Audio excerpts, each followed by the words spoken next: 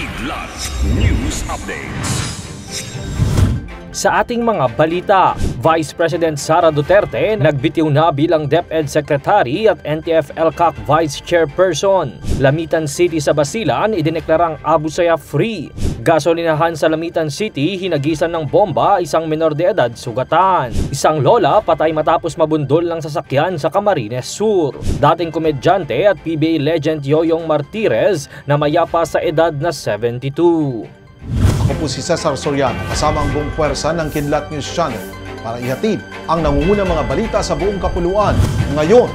Nagbitiw sa kabinete si Vice President Sara Duterte bilang Secretary ng Department of Education o DepEd.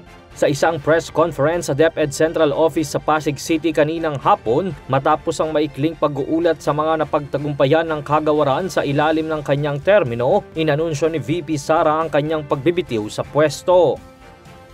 Earlier today, June 19, 2024, I sought an audience with the President and tendered my resignation as the Secretary of Education effective July 19, 2024. Matapos ito ay agad ding umalis ang Vice Presidente at hindi na nagpaunlak ng panayam sa media. Base sa naunang pahayag ng Presidential Communications Office o PCO, nagtungo si Duterte sa Malacanang upang ihain ang kanyang resignation bilang miyembro ng gabinete, kalihim ng DepEd at Vice Chairperson ng National Task Force to End Local Communist Armed Conflict o NTF-ELCAC.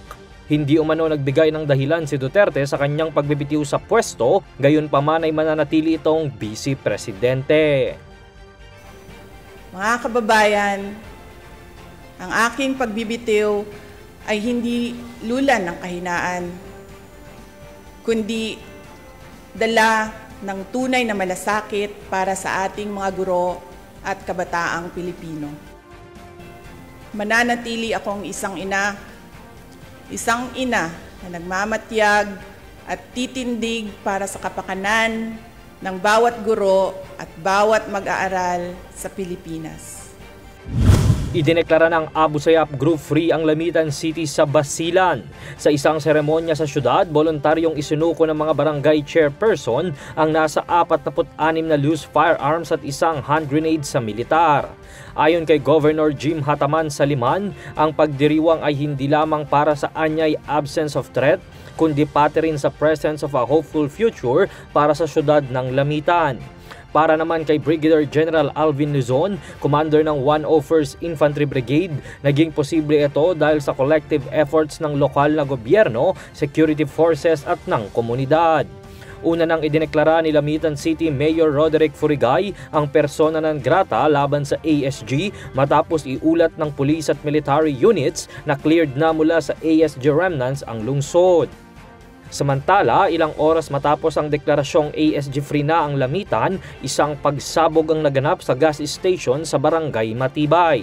Isang menor de edad ang naglalakad malapit sa lugar ang nagtamo ng sugat. Ayon sa provincial government, posibleng extortion o pangingikilang motibo sa pambobomba matapos umanong makatanggap ng extortion letter ang may-ari ng gas station noong nakaraang buwan. Patuloy din ang investigasyon kung may koneksyon sa Abu Sayyaf ang insidente habang may natukoy ng persons of interest ang pulisya base sa CCTV footage. Patay ang isang senior citizen matapos mabangga ng sasakyan sa Barangay San Ramon, Pamplona, Camarines Sur nitong Martes, June 18. Ayon sa investigasyon, nagmamadaling tumawid ang ginang para mamili ng isda nang bigla siyang nahagip ng paparating na Toyota Revo. Naisugod pa sa ospital ang biktima ngunit idineklara itong dead on arrival. Sugatan naman ang dalawang sakay ng sasakyan dahil bumangga rin ang mga ito sa isang bahay sa gilid ng kalsada matapos ang aksidente. Nawalan umano ng kontrol sa sasakyan ng driver dahilan upang mangyari ang aksidente. Namayapa sa edad na 62 ang dating aktor, basketball legend at politiko na si Rosalio Yoyong Martirez dahil sa komplikasyon ng pneumonia. Kilala si Martirez sa kanyang husay bilang isang basketball player noong dekada 70. Naglaro siya para sa San Miguel sa Manila Industrial and Commercial Athletic Association at Philippine Basketball Association mula 1972 hanggang 1982. Kasapi rin si Martirez sa Philippine National Basketball Team na lumaban sa 1972 Olympics Games sa Munich, Germany. Umikot naman ang kanyang karera sa show business sa kanyang mga pagganap bilang sidekick ni Vic Soto sa iba't ibang comedy films at television shows. Ayon sa kanyang mga kaanak, ililibing si Martires sa Heritage Memorial Park sa Taguig City. Para sa Kidlat News Updates, ito si Jai Reyes, nag-uulat. At ninyo pong natunghayan ang mga headlines sa nakalipas na oras. Manatiling nakatutok para sa mga susunod na updates at breaking news. Ako po si Cesar Soriano, kasama nyo sa bawat pagputok ng balita.